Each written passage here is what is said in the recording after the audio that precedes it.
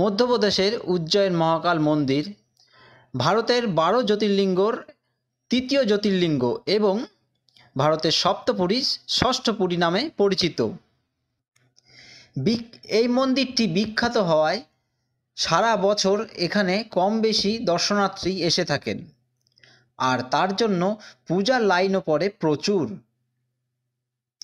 আপনিও হয়তো ভাবছেন যে মহাকাল মন্দিরে যাবেন, কিন্তু পূজা দিতে যেহেতু 2-3 ঘন্টারও বেশি সময় লাগবে ও প্রচুর লাইন পড়ে, তাই কী করে তাড়াতাড়ি পুজো দেবেন সেই জন্য আজকের এই ভিডিও।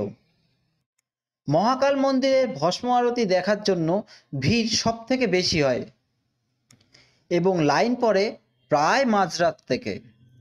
তাই এই ভস্ম আরতি বা পুজো আপনারা অনলাইনে আগে থেকে বুক করতে পারবেন।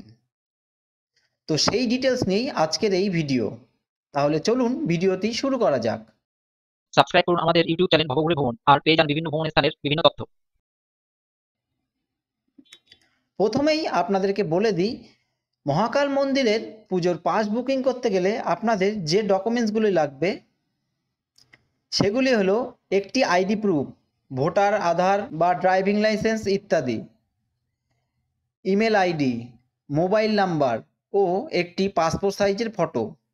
তাহলে চলুন এবার পুজোর পাস কিভাবে বুক করবেন সেইটা আপনাদেরকে দেখিয়ে দিই।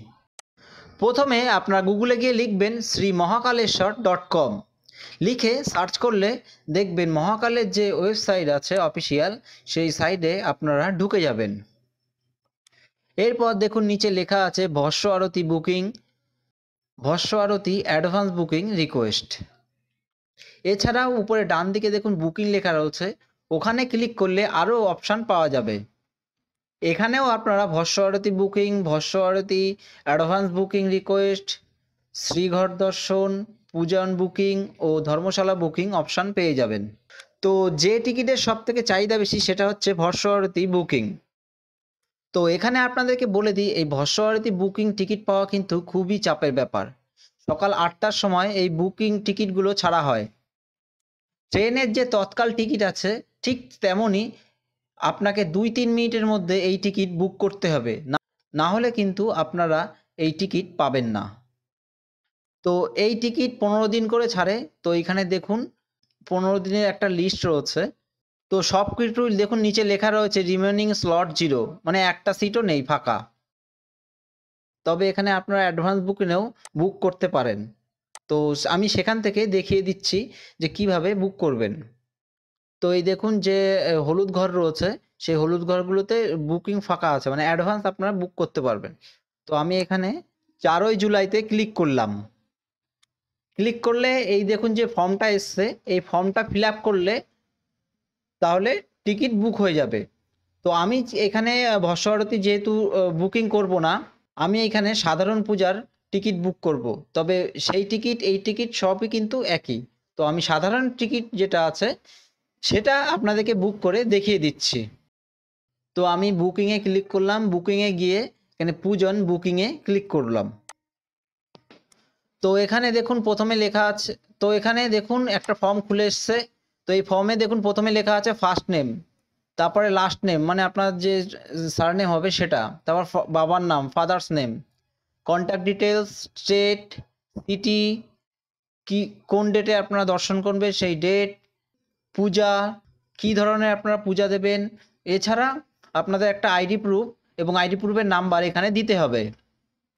তো চলুন চটপট সেগুলো আমি বসিয়ে নিই।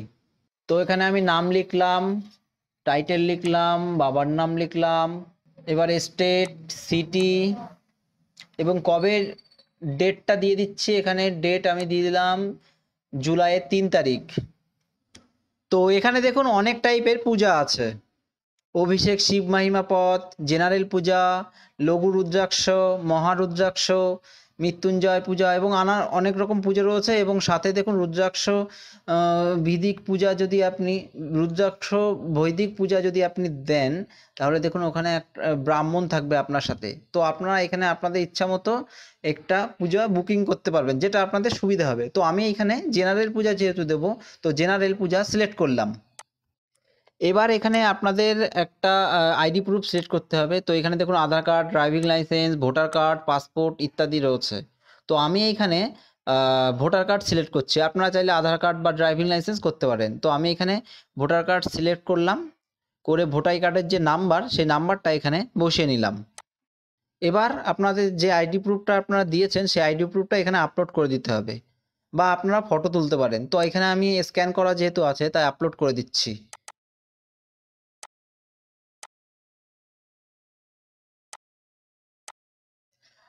এরপরে আপনারা ফটো দিতে হবে আপনাদের। তো ফটো আপনারা ক্যাপচার করতে পারেন, বা যদি স্ক্যান করা থাকে সেখান থেকে আপনারা আপলোড করে দিতে পারেন। তো আমি এখানে ফটোটা আপলোড করে দিলাম। তো আইডি প্রুফ আর ফটো আপলোড করার পরে সাবমিট নাওতে ক্লিক করলাম। এবার দেখুন এখানে দিয়েছে ডেটা অ্যাডেড সাকসেসফুলি, এবং নিচে প্রিভিউটা আছে, সেই প্রিভিউটা আপনারা ভালো করে দেখে নেবেন। তো জেনারেল পুজোর চার্জ হচ্ছে 100 টাকা। তো দেখুন এখানে 100 টাকা রয়েছে লেখা। তো এখানে অ্যাড পেমেন্ট ডিটেলসে ক্লিক করতে হবে। তো এরপরে দেখুন একটা ফর্ম চলে এসেছে। এখানে নাম, surname, contact number, email ID এবং আপনাদের যে অ্যাড্রেস সেই অ্যাড্রেস এগুলো প্রত্যেকটা দিতে হবে। তো চলুন চটপট এটা দিয়ে নিই। তো এগুলো দেওয়ার হয়ে গেলে সিলেক্ট পেমেন্ট গেটওয়েতে ক্লিক করলে রোজার পে সিলেক্ট করবেন। করার পরে প্রসিড টু পেমেন্টে ক্লিক করতে হবে। তো এইবার দেখুন পেমেন্টের অপশান চলে এসছে। এখানে আপনারা PhonePe, Paytm, Google pay, card, net banking, wallet এইগুলো দিয়ে আপনারা পেমেন্ট করতে পারবেন। তো আমি এখানে ফোনপে থেকে পেমেন্ট করব। তো এখানে ইউপিআই কিউআরে সিলেক্ট করব। এরপর দেখুন আমি যেহেতু কিউআর কোড দিয়ে পেমেন্ট করব, তা শো কিউআরে ক্লিক করলাম। এরপর কন্টিনিউতে ক্লিক করলে কিউআর কোডটা চলে আসবে। এবার আপনারা এই কিউআর কোডটা স্ক্যান করবেন এবং স্ক্যান করার পরে পেমেন্টটা করে দেবেন। দেখুন পেমেন্ট সাকসেসফুল হয়ে গেছে। এবার ভিউ এন্ট্রি পাশে ক্লিক করতে হবে। এবার দেখুন এই টিকিটটা চলে এসছে। এই টিকিটটা আপনাদেরকে প্রিন্ট আউট করে নিয়ে যেতে হবে।